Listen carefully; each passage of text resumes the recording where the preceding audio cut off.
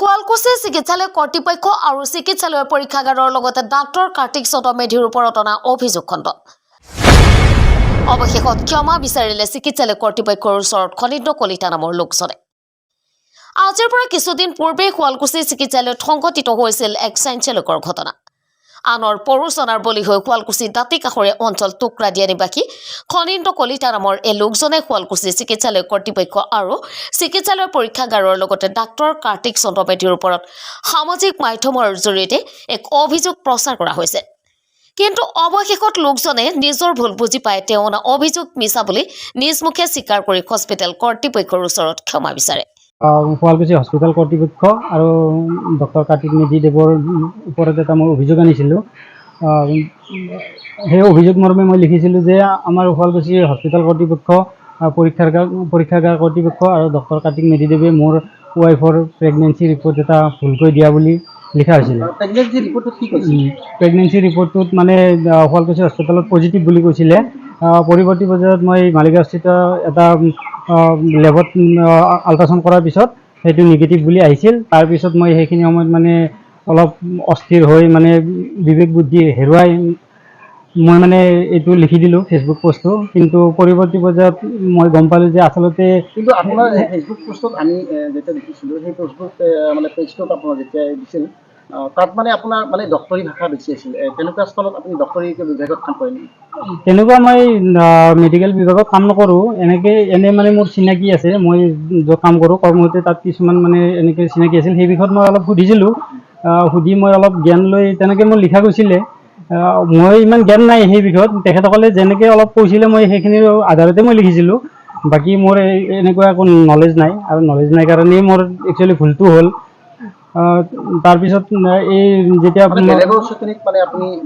হয় হয় তেনেকুৱা নাম তেনেকুৱা নাই। এনেই আছিলে কিছুমান দুষ্ট চক্ৰই হয়তো মোক অলপ মানে ওপৰলৈ উঠাই মোক মানে কিবা কৰিব খুজিছিল আৰু মোক ফচাব খুজিছিল।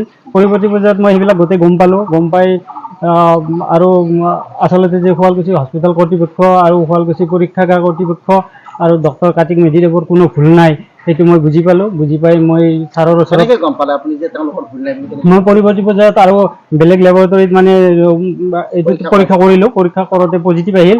তাৰপিছত মই মোৰ ভুলটো ভাগিল, মই বুজি পালোঁ। তাৰপিছত মই ডক্টৰ কাৰ্তিক মেধিদেৱৰ ওচৰত গৈ মই ক্ষমা ভিক্ষা প্ৰাৰ্থনা কৰিলোঁ।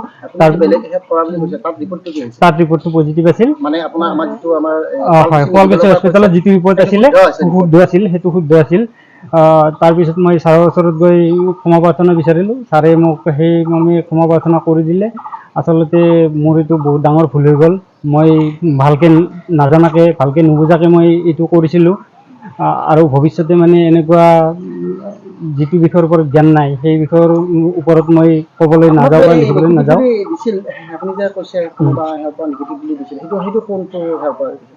এইটো মালিগাঁওস্থিত এটা লেব আছিলে। নামটো বাৰু মই এতিয়া নলওঁ, কিন্তু মালিগাঁওস্থিত এটা লেব আছিলে। সেইটো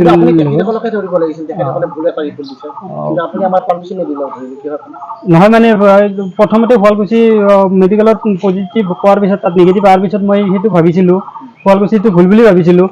কিন্তু আচলতে শুৱালকুছিটো ভুল নহয়, পিছত গম পালোঁ।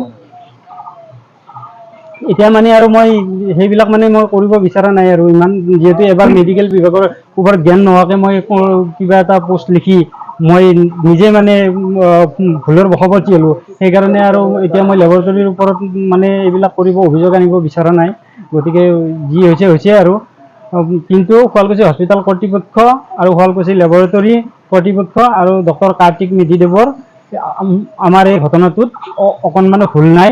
মই যি লিখিছিলোঁ সেইখিনি গোটেইখিনি ভিত্তিহীন মই বুজি পালোঁ আৰু তেখেতসকলৰ ওচৰত মই ক্ষমা প্ৰাৰ্থনা বিচাৰিলোঁ। আৰু সেই হিচাপে ডক্টৰ কাৰ্তিক মেধিয়ে মানে পোষ্ট কৰা বুলি কৈছিল আপুনি, মানে তেওঁলোকে আপোনাৰ মানে হেৰি কৰি দিব লাগে, ক্লাছ কৰি দিব লাগে আপোনাৰ। সেইটো হয়তো মোৰ শুনাত ভুল হ'বও পাৰে। মোক ৱাইফে তেনেকৈ কৈছিল, তেতিয়া হয়তো বহুত ভিৰো আছিল শুৱালকুছি মেডিকেলত। কি ক'লে আপুনি ধৰক আপোনাৰ প্ৰসূতি বিভাগ এটা বুলি ক'লে ডাঙৰ এটা মানে বিভাগ হৈছে, সেই বিভাগত আপুনি ধৰক ভিডিঅ' কৰিছিল, সেইটো হিচাপত আপুনি কি কয়?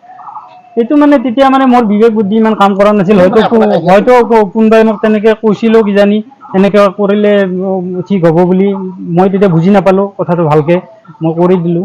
সেইটোও মোৰ বহুত ডাঙৰ ভুল হৈছে। সেইটোৰ কাৰণে মই ক্ষমা প্ৰাৰ্থনা বিচাৰিছোঁ ছাৰৰ ওচৰত, শুৱালকুছি হস্পিটেল কৰ্তৃপক্ষৰ ওচৰত। ধন্যবাদ।